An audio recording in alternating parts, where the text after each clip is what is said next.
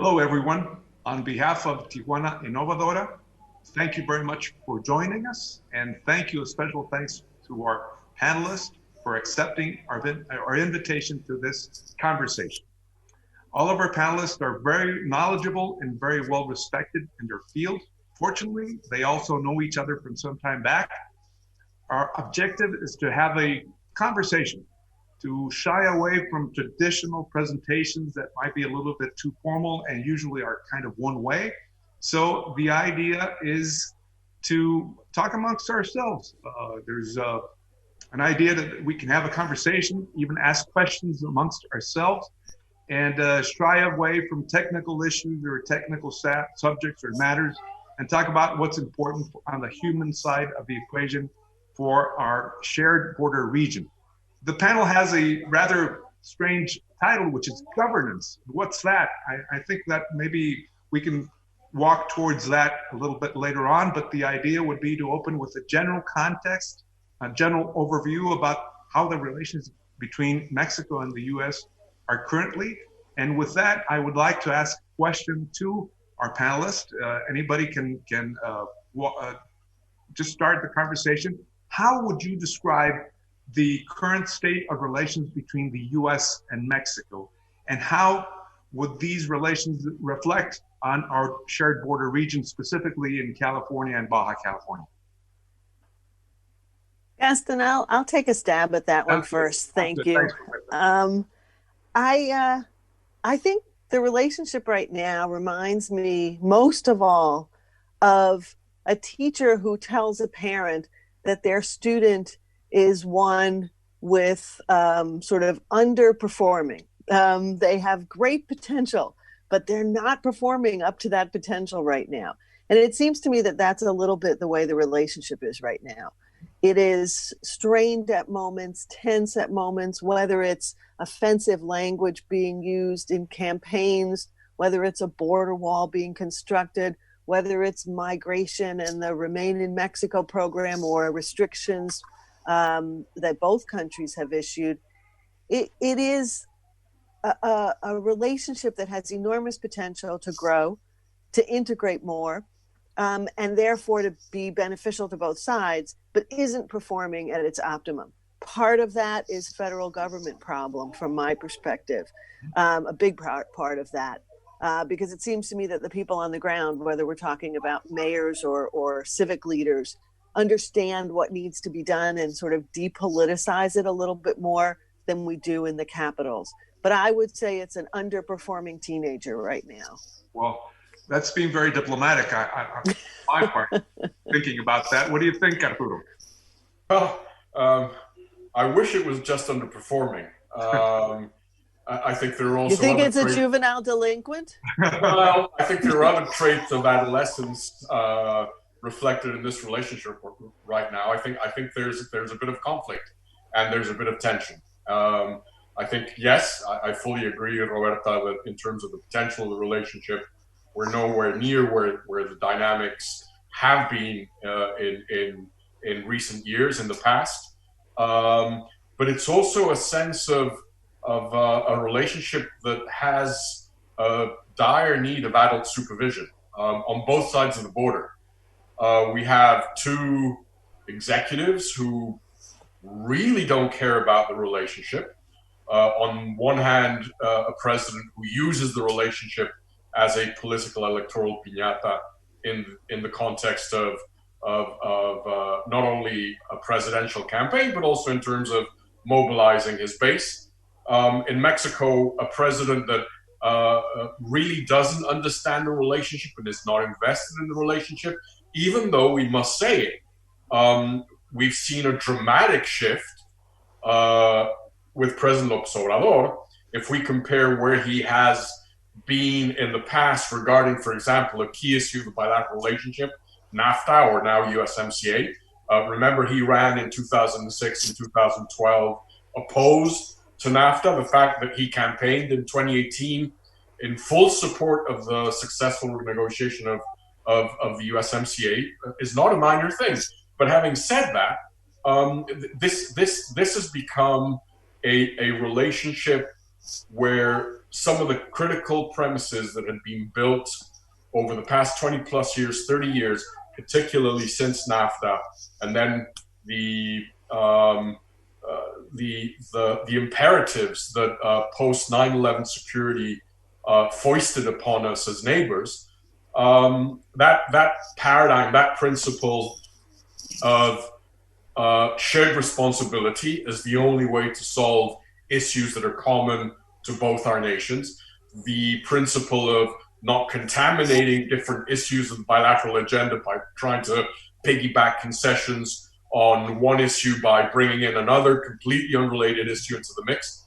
This has been jettisoned, and you now have a relationship mainly being driven by Washington towards Mexico City of what I would call the Sinatra doctrine, my way or the highway. And it is worrisome, because what I'm about to say doesn't mean, and Roberta and I have been, whether in the driver's seat or in the shotgun seat or in the passenger seat of or this on the seat for border wait for forever, but forever. I first met Roberta, Gastón, when I was a junior advisor to Rosario Green, Foreign Minister of Mexico. Roberta you were on the policy planning staff, right, Roberta? With Madeleine Albright, and we met in Santa Fe, organizing the first North American foreign ministers meeting in Santa Fe. So this must have been 1980. No, it was 1988. Yeah, I don't know. I'd have to. No, it was more years.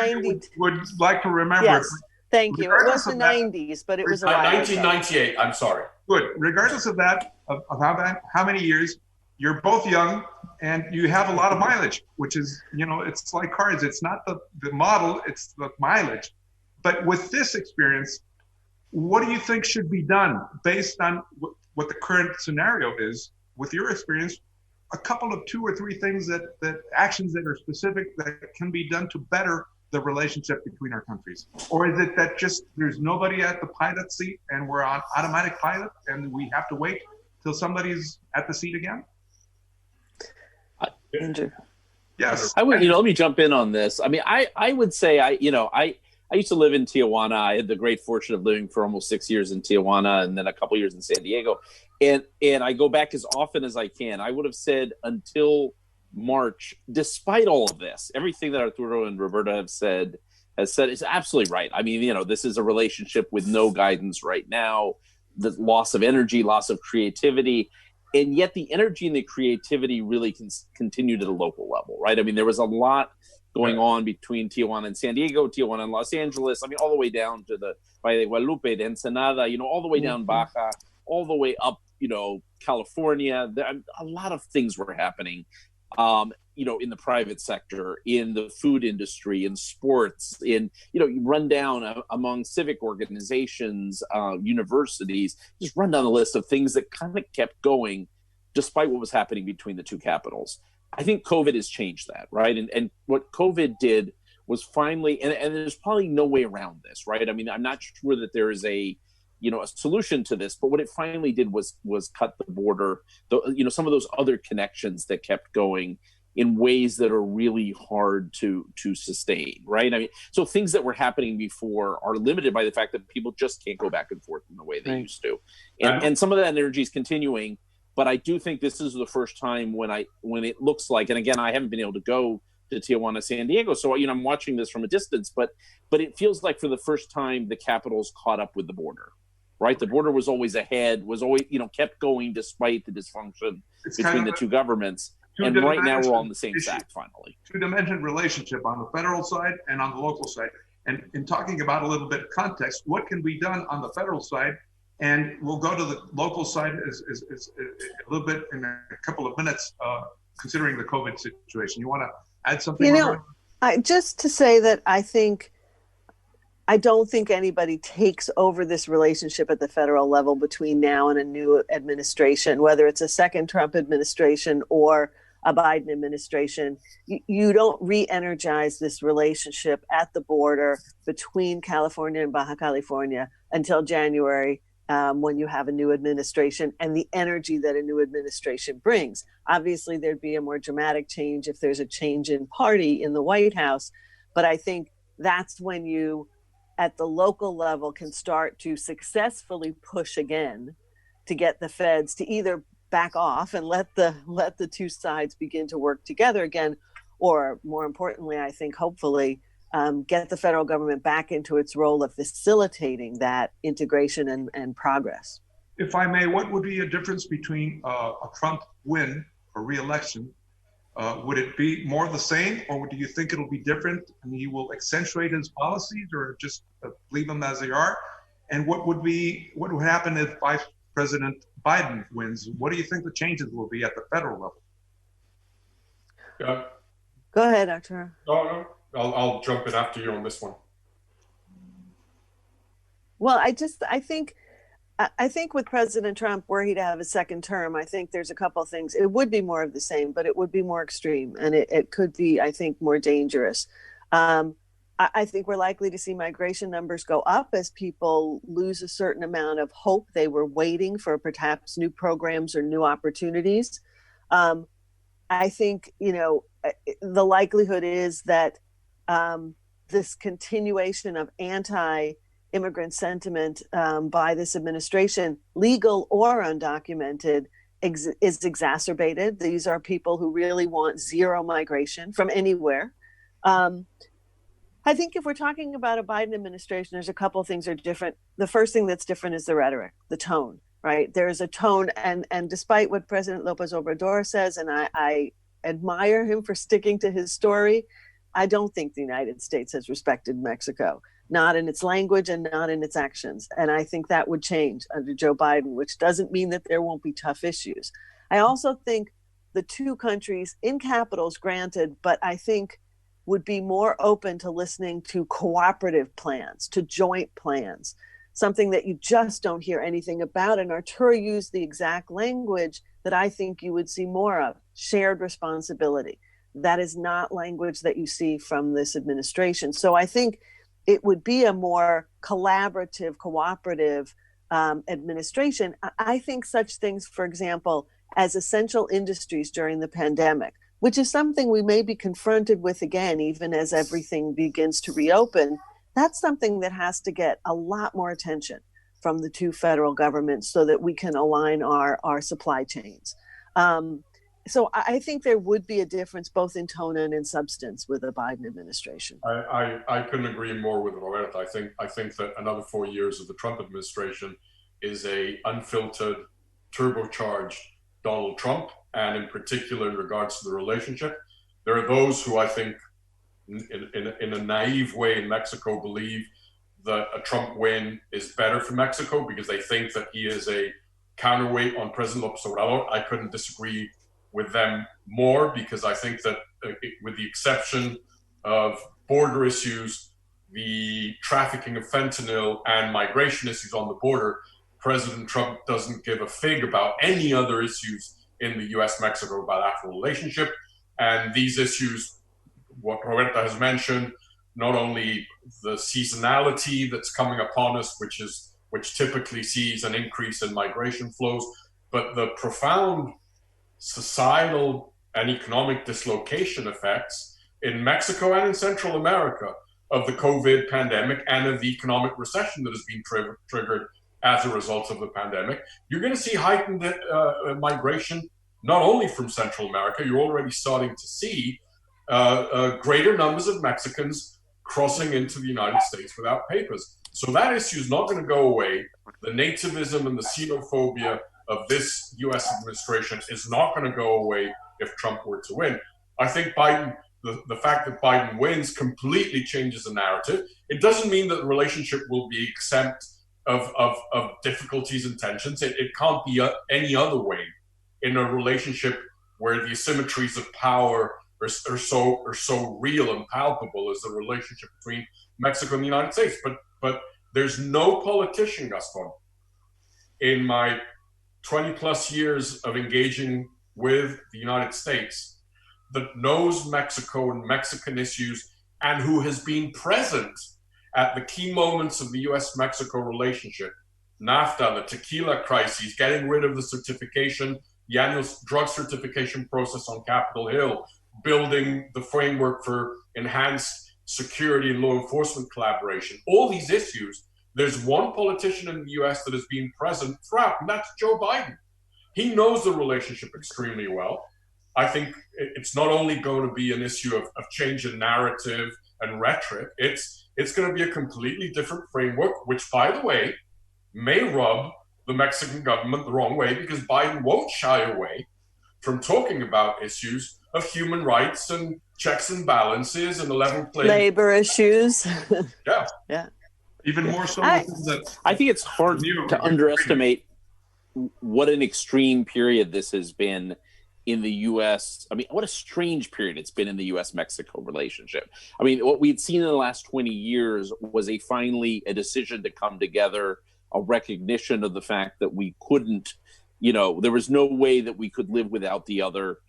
Enormous asymmetries, as Arturo says, that remain, but there was this moving together of the two countries, and the rhetoric of governments followed that until Donald Trump came along. And you saw this even in the Republican primaries, 4 years ago. Trump was the outlier. Trump clearly represents a constituency of the United States that's very uncomfortable with integration with Mexico, that sees Mexico as a bellwether of other ills that come from outside the country, that maybe have to do with China or have to do with the Middle East, but Mexico is where you can build a wall, where you can lay down your foot. So, Mexico acquired a specific symbolic meaning for Donald Trump in a way that it hadn't for any other politician in the United States at that level.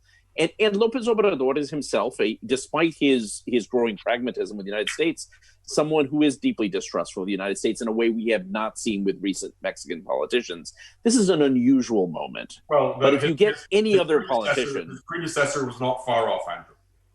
Well, it was not far off, but I think this is probably a little bit deeper. I think López Obrador is capable of greater pragmatism on this. I mean, I think he will actually, though his priorities lie in Mexico, he will deal with the United States, whoever arrives, in a very pragmatic way. But I think anyone other than Donald Trump would be different towards Mexico. I mean, it's hard to conceive of anyone else at that level of U.S. political engagement, unless Donald Trump has irrevocably changed the Republican Party. But most Republicans and most Democrats still see Mexico as a country that matters, both Mexico and Canada as countries that matter and countries that we have to engage in. And hopefully whatever comes next, we recover a piece of that. It becomes bipartisan, and it becomes, again, this is something that most Democrats and most Republicans actually agreed on until 4 years ago.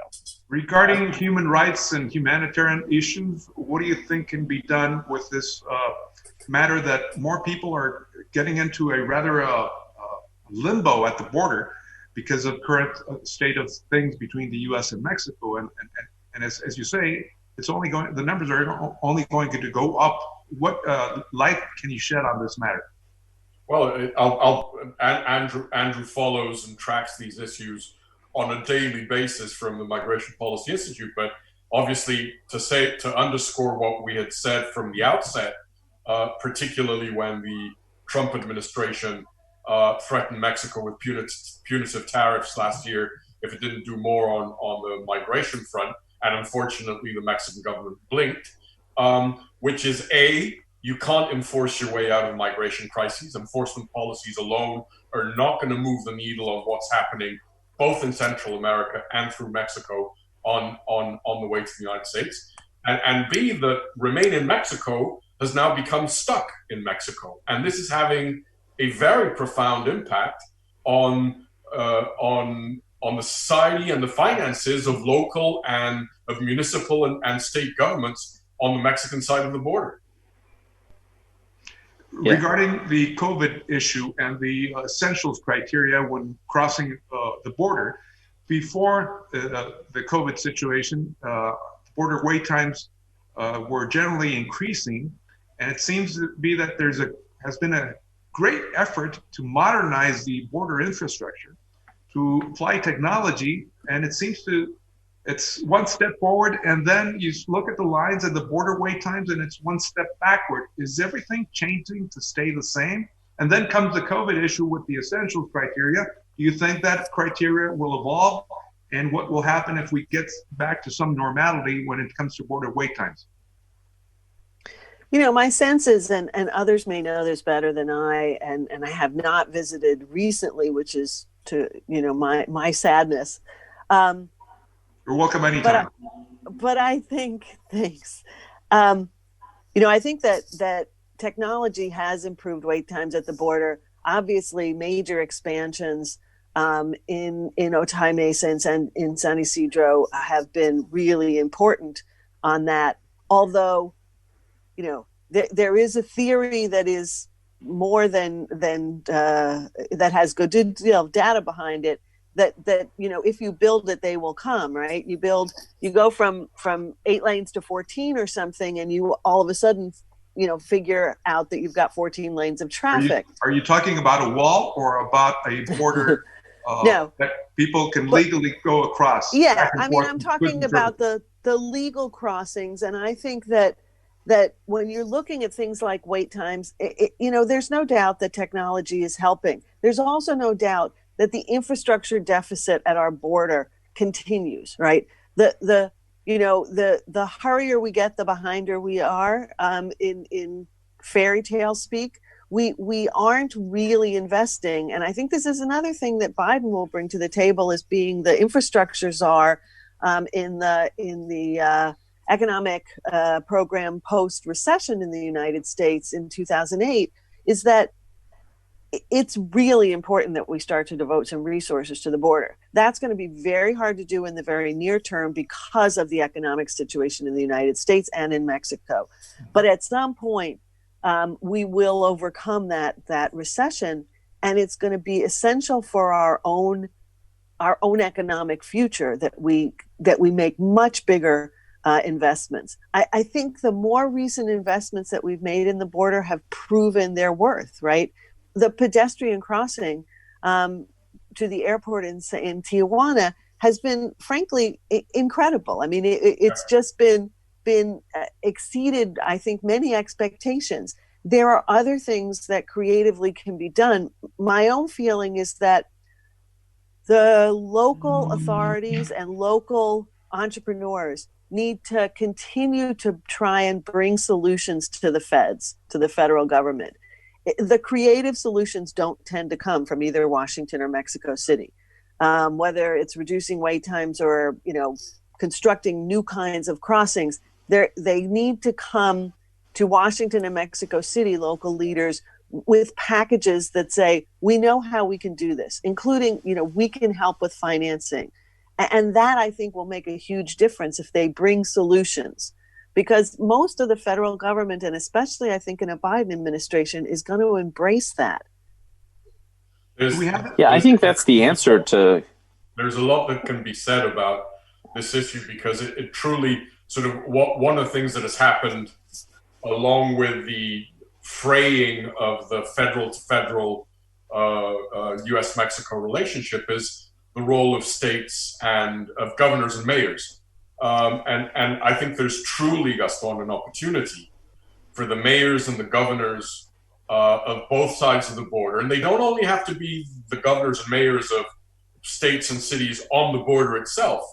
The mantra of the future of this relationship is how mayors and governors cooperate bilaterally to solve locally. The future of the U.S.-Mexico relationship, in my view, and this is going to sound weird coming from someone who spent 23 years in the Mexican Foreign Service. I truly believe that the future of the U.S.-Mexico relationship goes through the mayors and the governors. And you can, it's not only on this issue that Roberta was highlighting, which happened when I was ambassador. Roberta was at the Western Hemisphere Bureau of the air bridge, the pedestrian crossing between the airports, which is a huge qualitative improvement for the infrastructure of Tijuana, San Diego.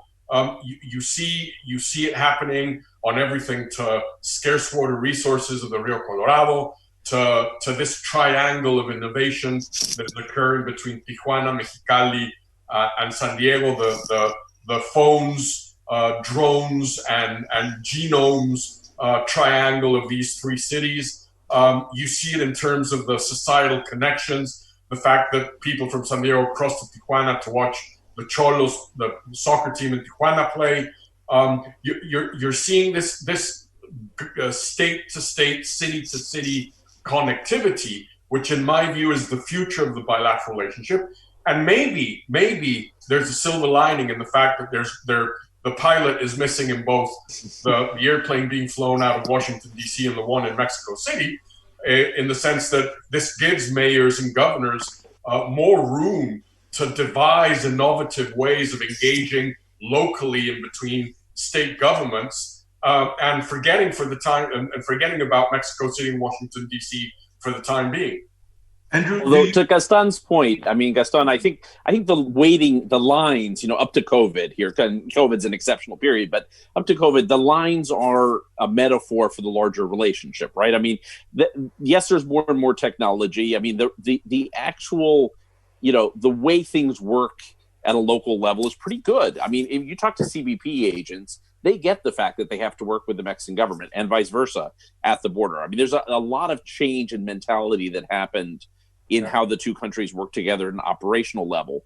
But we stopped making the big picture investments that we need to do, right? The big gambles we need to do to manage a relationship as complex as the one we have between these two countries, right? And so what you have is, yes, there's a lot of innovation going on, but the lines keep creeping up a little bit because the actual integration goes up quicker than what we decided on 6 years ago, right? And so you need to constantly renew this by rethinking, okay, what's the next big thing to manage a border port, right? I mean, what's the next big thing that's going to help us move people and move goods quicker than we were doing before? Because otherwise we fall behind.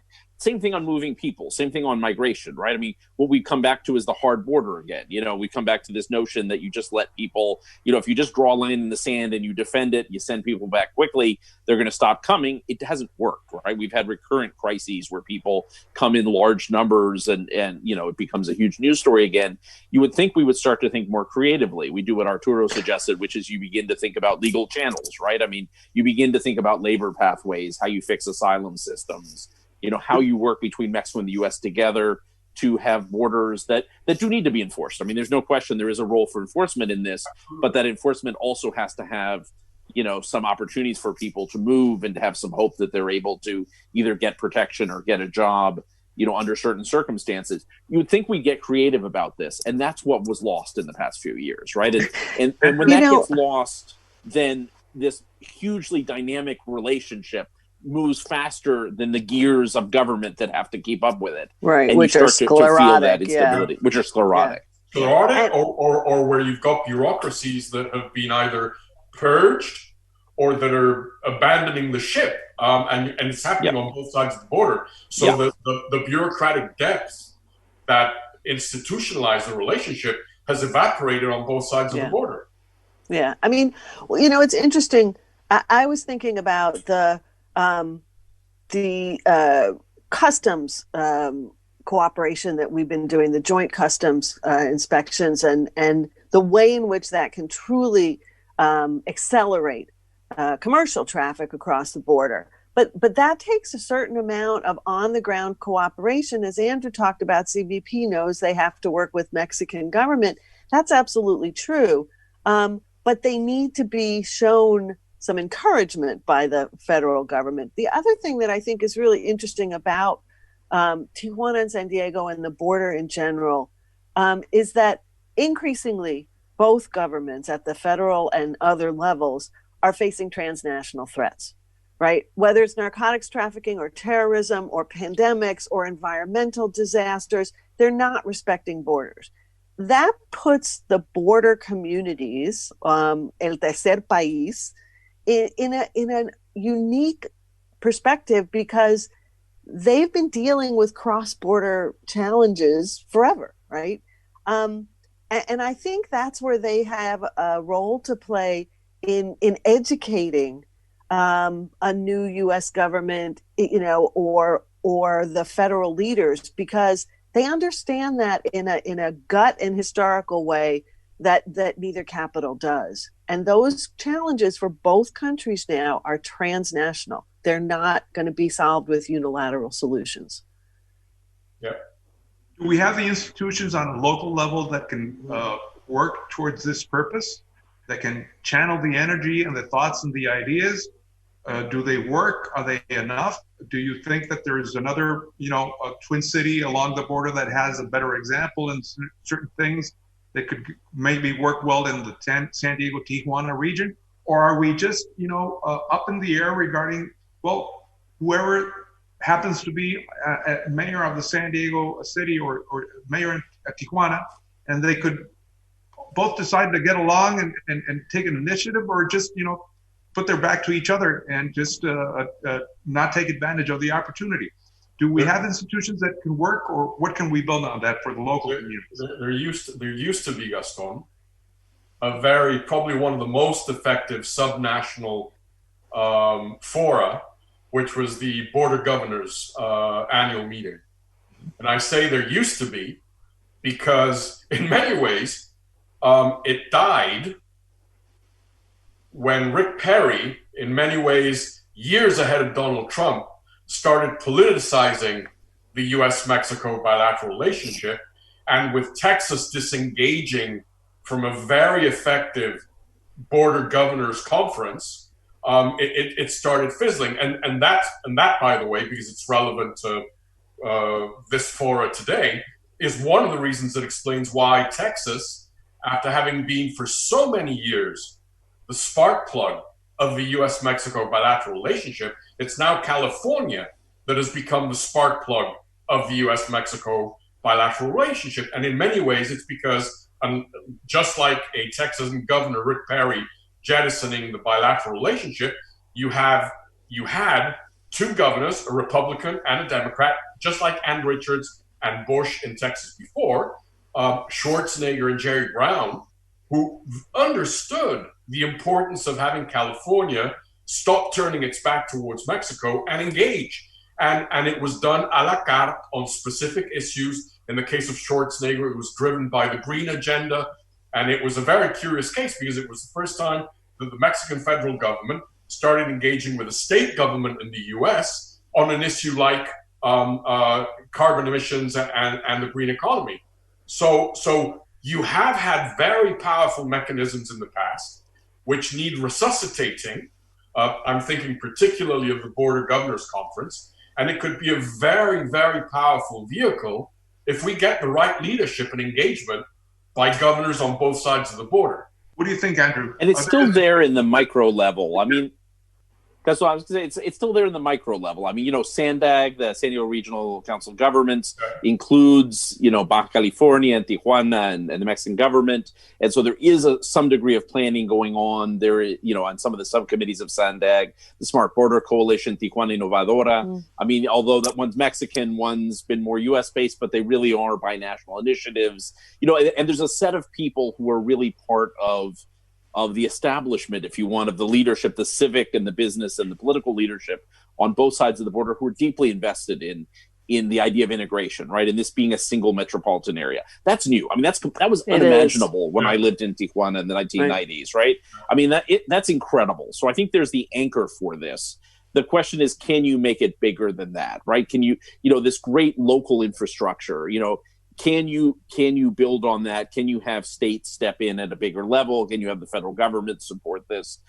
Because it's not enough just to have it locally. But it is impressive, and it's supported by, what Roberta and Arturo were talking about people going back and forth constantly, and this deeper integration that's been going on for a while. University partnerships, museum partnerships. I mean, there's so much that goes on between the two cities that's incredible. And I keep thinking, my mother was from Denmark, and I keep thinking the one comparative city pair that I found out there's actually Copenhagen and Malmö, which are two cities next to each other, divided by a border, and they've had to think of each of themselves as as really a metropolitan unit. Tijuana and San Diego are the same way. Can you get to the next level where you start thinking about things like water decisions or investments in higher education in a much more coordinated way over time? It happens in an ad hoc way a lot. But can you start thinking in a coordinated way? Because in the end, what you decide in San Diego matters for Tijuana and vice versa.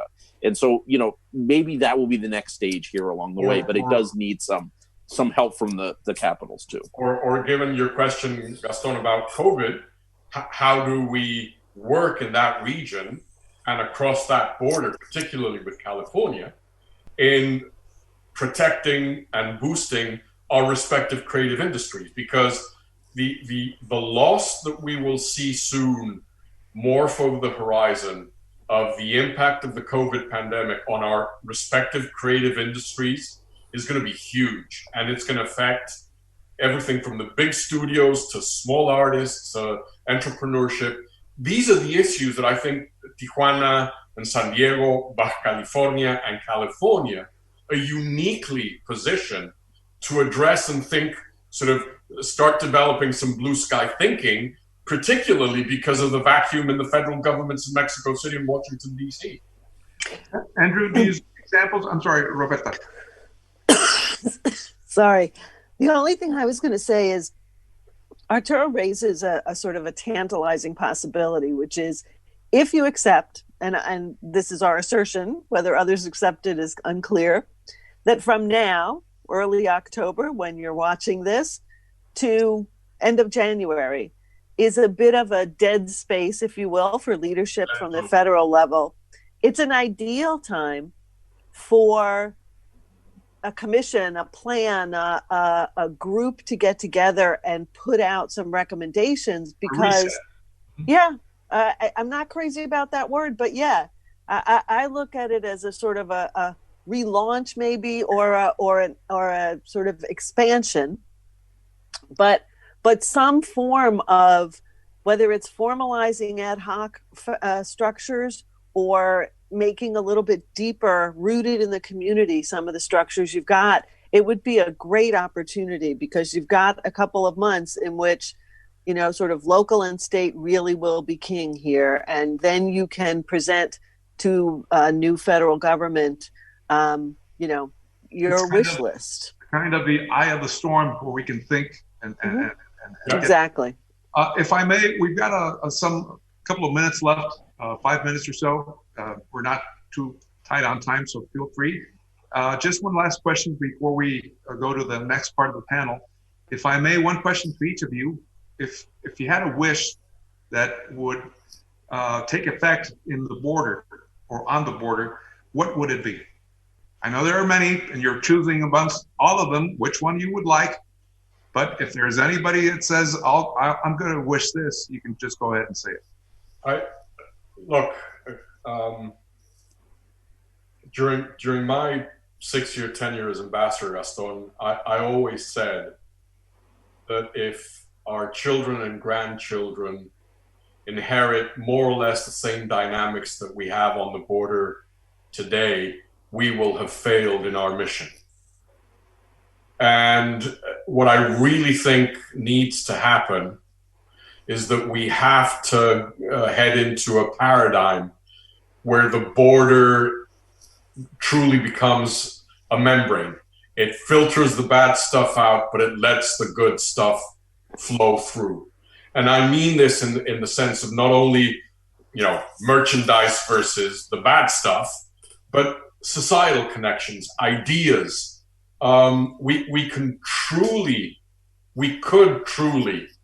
turn particularly the Tijuana-San Diego border into an example of a trans-border metropolitan region with common paradigms, a common societal base, common aspirations, sharing and burden sharing of infrastructure, of resources. If I could wave a magic wand, that's what I would like to see across the border between Tijuana and San Diego. Sounds good. One of the things I would love to see is the border region, and certainly Cali Baja, to become the leaders, certainly in North America, but maybe more broadly in renewable energies. I think that would go a long way to pulling the rest of both countries. I think you could invest in infrastructure that would make the border more of a membrane, less of a wall, and do it with green technologies and renewable energy. I've been very disappointed that Mexico is not leading on renewables right now when it could. But most people understand that petroleum is not the future. And I think this is an area, especially given the demand in these areas and the resources, solar, wind, biomass, et cetera, that the border region could really teach the rest of us a lesson about renewable energy and green technology. Thank you, Roberta. Andrew? I'd add to that mobility. I mean, mobility is the human relationships matter so much. So it's, how we make the border move again in an agile way, how we keep ahead of the tide of people and goods that want to move across so that is easy. So these connections happen naturally in a fluid way and communities stay connected. It's how we stop warehousing people in border communities, get rid of MPP, move towards much more sensible ways of managing migration, which are going to have an enforcement side. I mean, they are going to have an enforcement side where the border comes in, where the border is not just a seam between two countries, but it's a hard line. It is both of those things. But it's also got to have more of a seam, right? So that also has more doors open up that allow people to come through in controlled ways, particularly for seasonal work, particularly when they need protection. So a different architecture on human mobility, from the most basic day-to-day movement back and forth that people at the border need, to people who are coming a long distance from Honduras to Guatemala, figuring out what happens with them, who has a real chance of getting in and who doesn't, and not warehousing people just on the Mexican side. Great. Three great wishes. Arturo. May I just add something?